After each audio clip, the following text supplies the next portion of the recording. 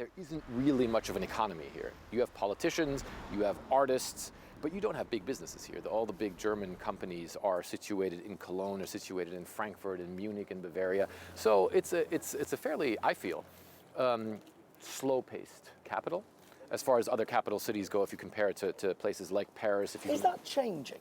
It's changing a little bit. There are more people who are coming. In the 20 years I've been coming here, I mean, everyone talks about the bohemian. Yes, that is still there. The clubbing scene. Clubbing scene is still very good.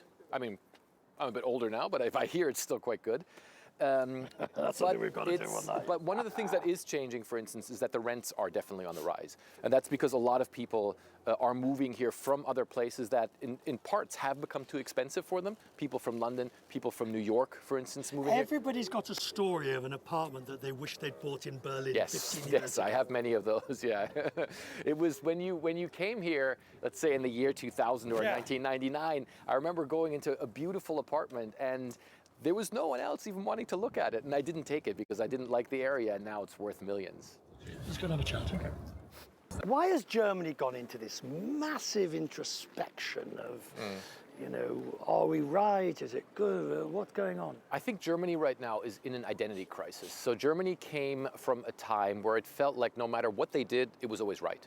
There was a crisis going on across Europe. Economies were falling apart. But Germany was always doing well. And there were certain things that underpinned that.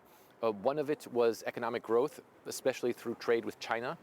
The other thing was energy from Russia, and security from the United States was the third thing. And so all of that is falling apart, right? Security in Europe has become a problem, but especially energy from Russia is not there anymore. And one of the things that I hear from politicians here in Berlin is do not ever underestimate the role that cheap energy played for Germany's economic growth in the 2010 years, because I think it sort of peaked at 2012, 2014, this economy. And then, of course, now with the war in Ukraine, that alone has caused a lot of instability. And I think right now, the country just isn't sure how to get back on the right track. But people are always saying the Germans are unsure. The Germans are negative about, yes, or just they're not sure of their role. Yeah.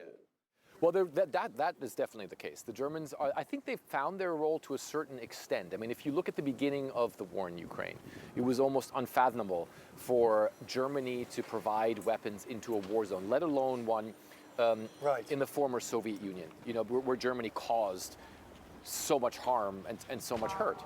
And so now they're the second biggest provider of military aid. So they have come a long way in that, but they're still not happy with that role. So the likely new leader, Merz.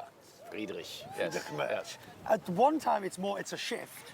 It is a decided shift. Certainly is. But it's also a shift that you might have thought towards a more Trumpian view on the world. But he's also now saying Europe has to stand on its own. Yeah, so if he were to say that he has a Trumpian view of the world, he wouldn't be the next chancellor. I'm pretty sure that here, that wouldn't get you very far. But he certainly is someone who is a more conservative brand of politics, not just compared to Olaf Scholz, but also compared to the Christian Democratic Union of Angela Merkel. He was Angela Merkel's main nemesis in the early 2000s, and she sidelined him. And I don't think that he ever really overcame that. He felt very bitter about that, I think, for a very long time. And so he's moving the Conservative Party back to more conservatism, and that also in the economic sphere, trying to cut down some of the social welfare programs, trying to cut down some of the investment in generally in the social sphere. And of course, immigration is a huge topic as well. Do you feel a change? I think that a lot of people are quite happy with the outcome of the election, and I think that to have a government that, at least on paper, will be more stable than the last one is helping people a little bit. But they also know that the tasks are immense right now. Where are you off to next? I assume I'm going to be in Russia fairly soon again. I might head to Brussels as well. But the weather's getting better. The weather is certainly getting better. I mean, it feels like spring almost, doesn't it? Springtime in Berlin. Yes. I think there's a song about that, isn't there? Cheers. There should be. Good health.